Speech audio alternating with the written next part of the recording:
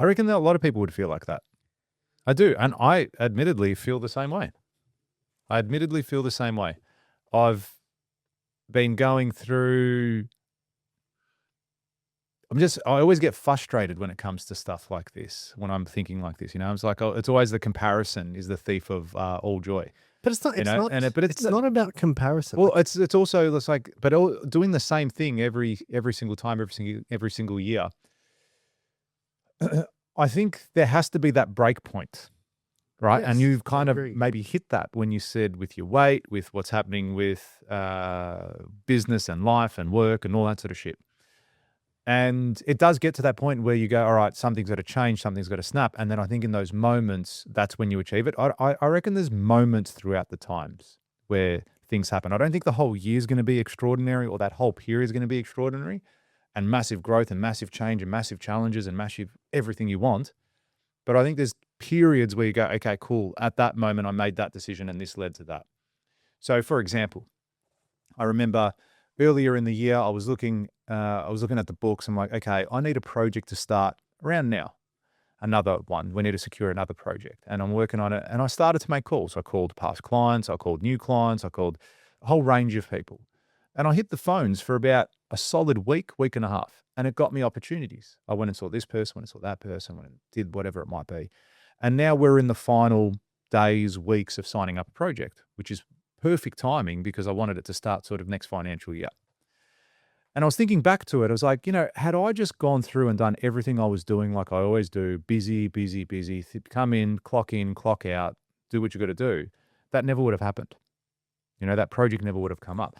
And then again, it's like another one's come up again, all from a phone call, right? From one phone call. It was my very first client ever. And I called him up. I was driving past a site in Richmond and I thought I'm going to give him a buzz and say good day. First of all, because I saw the site and it just reminded me of him.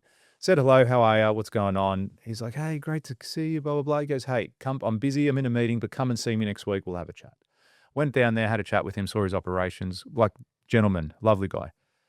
And now we're looking at a project, that one that I drove past. It's been sitting on a shelf, which he offered me many years ago.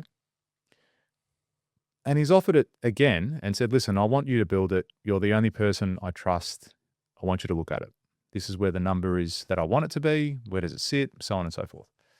This will be, if I take it on board, the biggest project I've ever built myself. Ever. And it's huge. We're talking close to, I think it'll be a $25 million project. Massive. Like life-changing project, assuming all goes. Either way, it's either going to go really well or really bad. It's going to change your life. It's going to change my life. So life-changing project. And at the time when he offered it to me last year or late the year before, I was like, time's going. Yeah, exactly. But exactly right.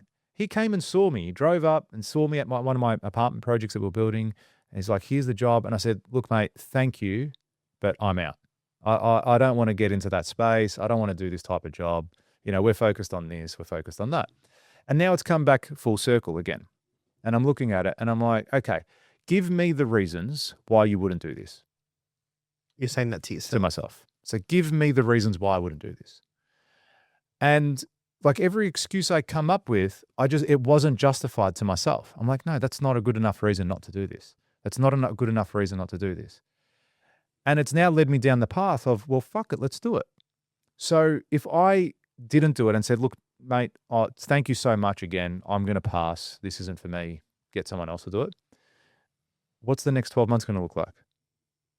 What's the next 2 years going to look like? Is it going to be the same shit that I'm doing now? Like keep saying to myself, like, I want the most out of my business. I want the most out of everything I'm doing. Well, if you fucking want it, play that. Like practice what you preach. So this is where now I'm actually I'm convincing myself, but I'm talking to myself and saying, hey, wake the fuck up. This is what you asked for. Everything in this world that you've asked for, that you want, the fucking life, the business, everything. It's right here. And you're fucking saying no. Why? So why? Exactly. I think, and that's what I was asking. So why was I saying that? And I reckon, in all honesty, it comes down to not ability. I reckon it comes down to fear. In the sense of like, what if it doesn't work out? What if I go broke? What if I make a mistake? What if, it's all the negative things that come into play. And you know what is easier for me to do? It's like, no, just let someone else do that. I'm going to stay here where it's nice and safe. I'm going to build my $1 to $5 to $6 to $7 million homes. Like, that's it. I'm happy there. I'll turn over, 10, 12, 15, $20 million a year. I'm happy to sit in that space. I can do that. That's comfortable for me. But how do I make sure that the next 12 months is the best 12 months? And are there other people out there delivering projects like this? Of course there is. Of course. And much bigger. So then why not us? Why can't we do that? I've got the skill set. I've got the resources. I've got the people. Like, why not do it?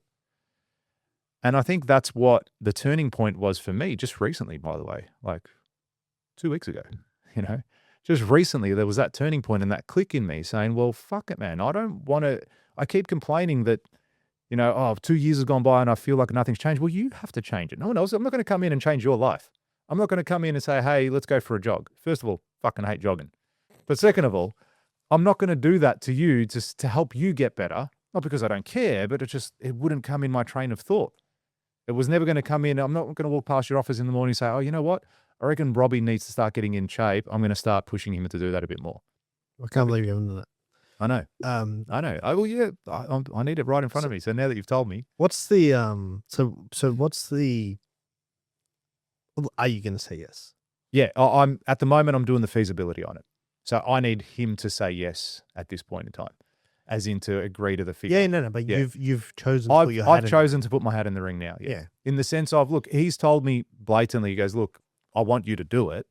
He goes, because he actually said a really nice compliment. He goes, you're the only builder I've ever worked with that I've never had any issues with during the build, got along with really well, and no issues post construction. I said, mate, thank you. That means a lot to say that. And I'm like, why wouldn't I do it? And all the reasons I kept coming up. He's probably one of the only people I would build a project like this for as well, because of the relationship we have and the type of gentleman that he is. But again, looking at it, if I want things to be different in my life, it has to be me. If I want to have more happiness, have more freedom, have more health, have more success, you've got to just give it a crack. And I think for yourself, as you said, you might have been standing in front of the mirror, you might have been eating a pizza, whatever it was. You're like, fuck this, I have to do something about it. And I think that comes in every person's life. And they kind of call it like the midlife crisis. That's the whole premise behind it, where people look at their life in their, 30s and 40s, some 50s. And that's when they go buy the Harley. That's when they go on the holiday. That's when they do that, because like, oh, what have I done with the last fucking 20 years of my life? Now, even if you're in your 20s, think like that. Now, think like that. That's such powerful thinking. Going, fuck, I'm 28. Shit. I remember when I was 21 and I'm still partying with the boys or the girls or whatever I'm doing every weekend. I need to get my shit together. I want to be going on holidays or traveling or Ferraris or work or whatever it is, businesses. Get your shit together from then. Make your life extraordinary, but it's always up to you, because it's so easy to play in the comfort zone. That's where, and honestly, dude, that's why you're the shape that you are, because you can, or the health level that you're at. What shape am I? You're round. Come on, man. Come on, bro. Still holding it together. It's just the jacket's puffy. It's not a puffy jacket. I thought you look like you got big arms. Me? I reckon you could bench a lot. I can. I reckon you could bench more than me. And that's what's allowed me to get away with it for so long. Yeah, It's exactly. always like, you know what? I'm strong. Yeah. And you're not fat. I'll bash people. You're it's not a level of being, you're not unhealthy. I don't look at you and go, hey, this guy's, if you were, I'd say, hey, you're 100 kilos. Like, sharpen the fuck up. But imagine that. I would love massive. to. The only reason I'd love to eat 100 kilos to say you'd have. is say when I get back into shape, I can say, there, I used to be 100 kilos. Yeah. Like, you know what I mean? Like, wouldn't that be cool? But it'd also be cool to say you can bench 100 kilos. Yeah. Yeah. It'd also be cool. And look, coming back onto what you were just going through, I was the exact same thing with my health. So I've been training for quite some time with PT. And I've got some great results, feeling a lot better, fitting into clothes heaps better.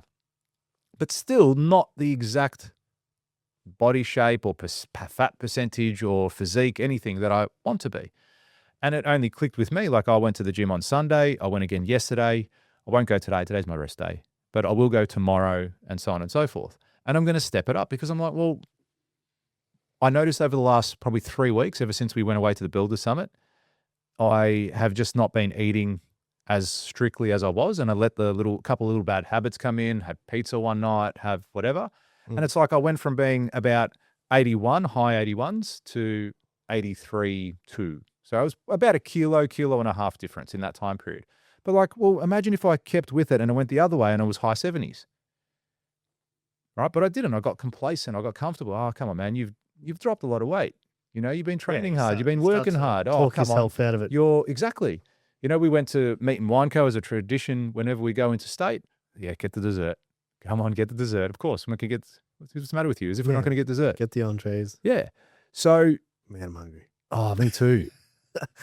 Yeah, but like it's more like, so the goal is one thing, you know, and I would dare say most people don't hit most of their goals. So you reckon it's the goal? I think there's a level of the challenge. Yeah, I think that there has to be that sense of adventure in what you're doing. Do you know what I mean? Like, what the fuck? Why just keep, like, if someone told me right now, hey, George, you're going to be all right. You're going to make good money, but this is what it looks like. The next 10 years is going to be like the last. All right? Because I've been doing business now for 10 years. And they say to me, it's crystal ball here, say, look, if you change nothing as you are right now, the next 10 years, you'll be cool, but it's going to be the same. I'll tap out now. Yeah, so that comes down to what you value. Yeah. If you like that clip and you want to watch another one, click just over here. And if you want to watch the full episode, click just over here. Don't forget to subscribe to the channel, and thanks for watching.